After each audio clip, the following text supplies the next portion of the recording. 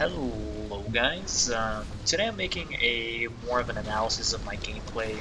This is more of a guide to, I guess, pyromancy as well as the game in general, since all the abilities do play very similar in the sense that you gotta hit a target with your abilities, and it gives a quick overview of how this game should be playing. This is more of a general guide.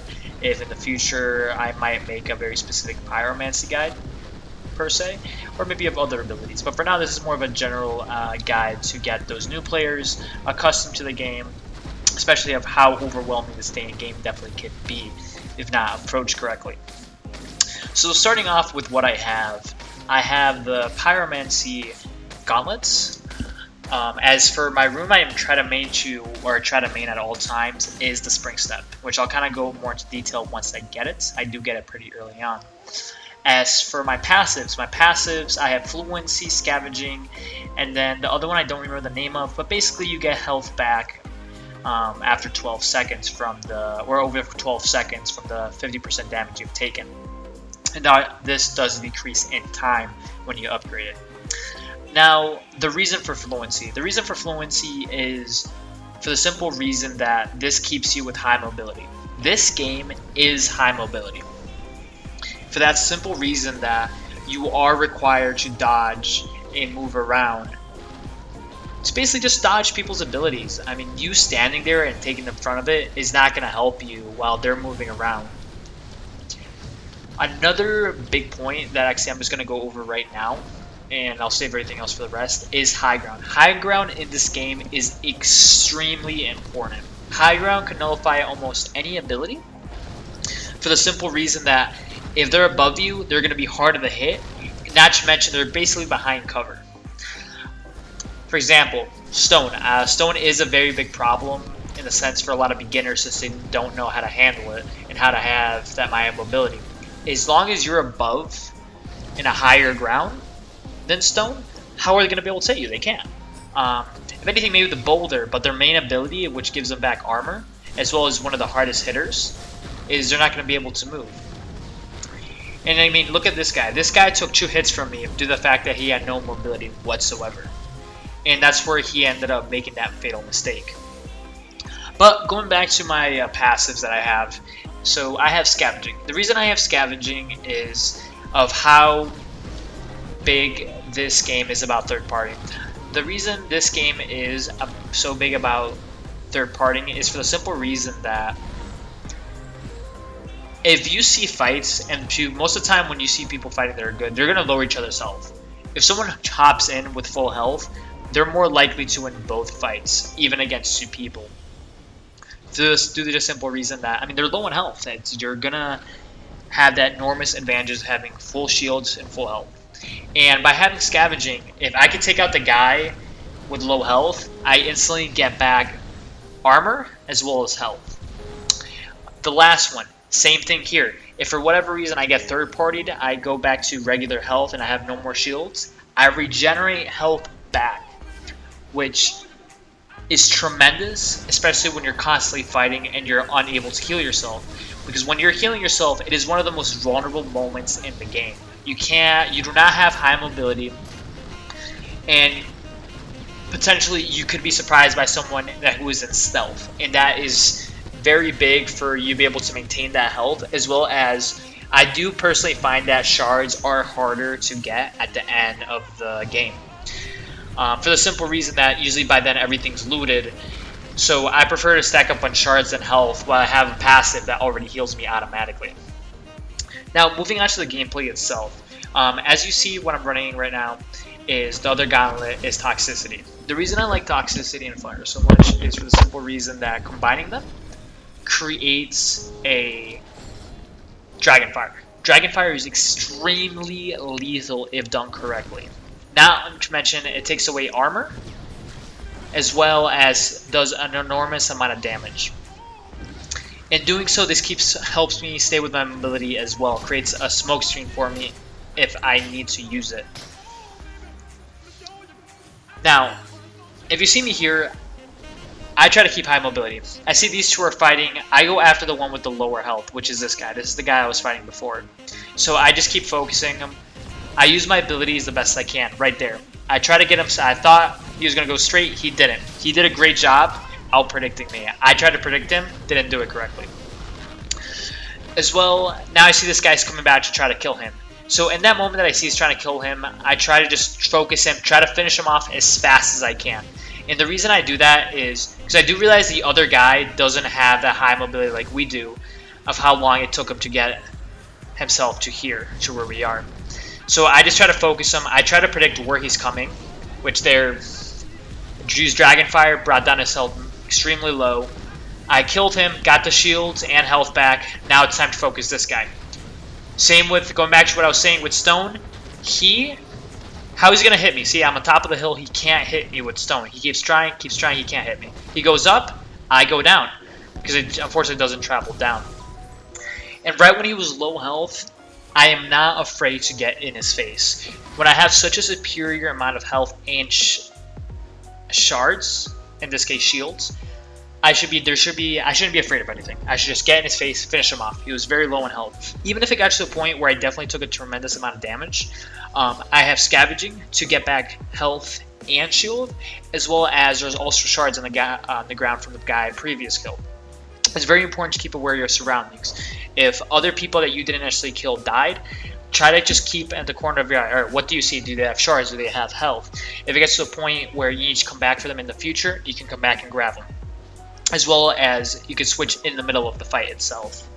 And keeping that ability to see around you not only helps with the things you might see on loot-wise, but as well as enemies. You notice in the right corner of your corner, someone's invisible is coming towards you. You're able to catch them in the act.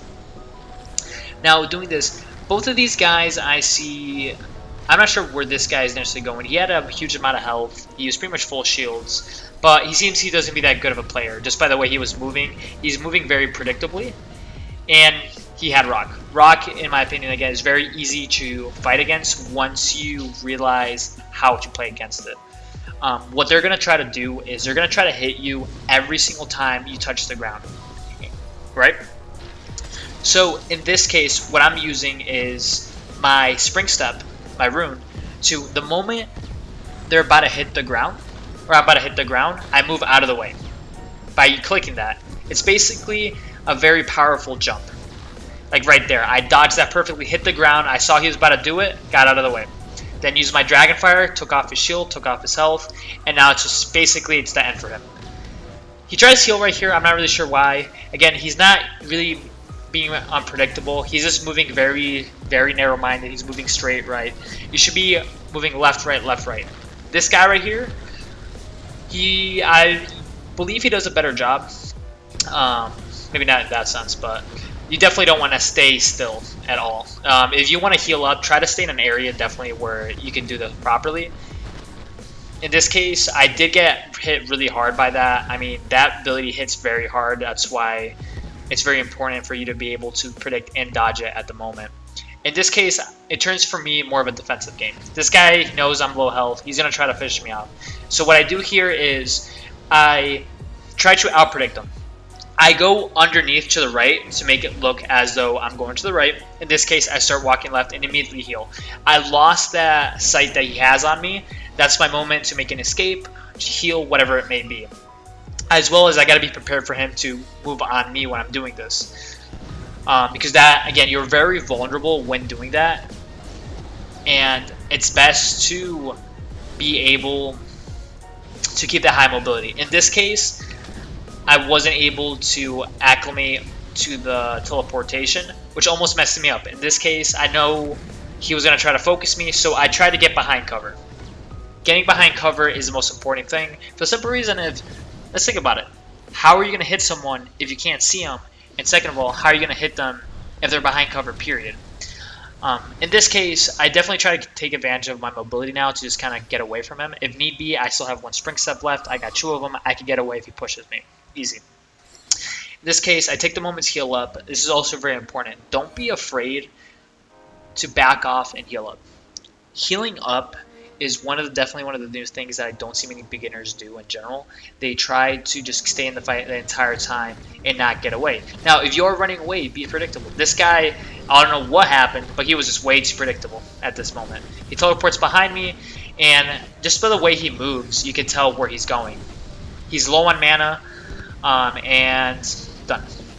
And after this, he's already. I personally do not think this is good passive. You do use it for the simple reason you're very easy to predict. You're already low health as it is. It doesn't really give you any huge boost in mobility, and there's much better passives because all they have to do is just follow you. And not to mention they take the time to heal up while doing that, which is something that I do see a lot of people do. So I personally do not think that's the best ability. There's definitely much better abilities out there. In this moment, I kind of just take the time to kind of look around, see if there's any other loot I might have missed that I didn't see, any scrolls, really anything to just help me boost up. There really isn't going much going on at the moment. I don't hear anyone fighting. Take the time to loot. Well, this is an high intensity game. Again, it's not. Don't be afraid to take care of yourself in the sense of make sure you're healed up, prepared for your next fight, looking at all the looting or all the looting that you can find potentially. I find a scroll here. This guy, I'm not really sure what he does. But in this case, I used his own ability against him. I knew from the moment he put that down, he was walking towards it, I knew that he was a Tempest user. So I decided to put his Tornado on fire, which he was going to take, he was going to get hurt from it, basically, and get on fire. Now, he makes here a fatal mistake. Tempest, you need to be extremely mobile and not be inside of a building. You cannot be mobile if you're in a small room or in a corridor. And what he should have done is try to use his ability to get on top of buildings a lot faster than I can. And then from there, he would have had the better opportunity to heal up properly. In this case, he didn't do that. He went inside a room, and I just got up close and personal. He was low on health and zoomed him down. In this case, moving predictable again. He just kept moving to the left. He kept moving to the left. You want to move left, right, left, up, down, whatever. You want to be constantly being in that high mobility, unpredictability. And that will definitely guarantee a lot more success in this game than just moving in one direction, which makes you extremely predictable. In the same essence, it's the same idea of a stone.